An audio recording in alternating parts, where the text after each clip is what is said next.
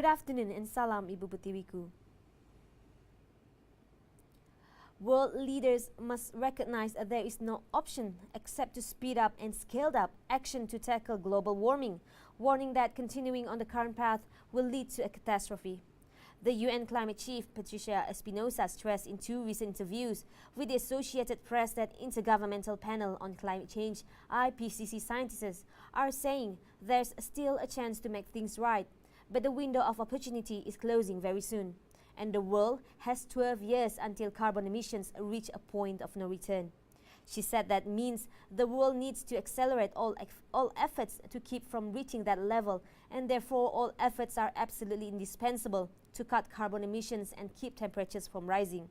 Espinosa said carbon emissions were expected to rise in the immediate future after the landmark Paris Agreement was adopted in 2015 to address climate change, because the transformation needed to go to a downward trajectory cannot be done overnight.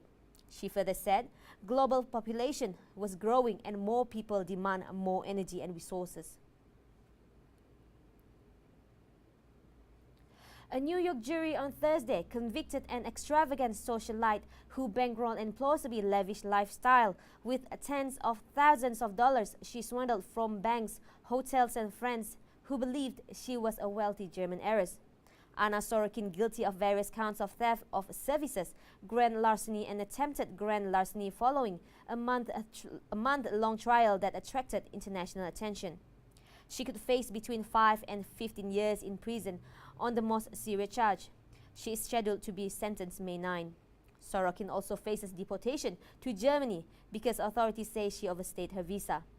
Using the name Anna Delvey, Sorokin deceived friends and financial institutions into believing she had a fortune of about $67 million overseas that would cover her high-end clothing, luxury hotel stays and transatlantic travel. She also was accused of forging financial records in an application for a $22 million loan to fund a private arts club she wanted to build. She was denied the loan but persuaded one bank to lend her $100,000 she failed to repay. Her defense attorney, Todd Spodek, however, portrayed her as an ambitious entrepreneur who had merely gotten in over her head but had no criminal intent. And that is all for me. I'm Yumes Rani for TV Sarawak. Anytime, anywhere.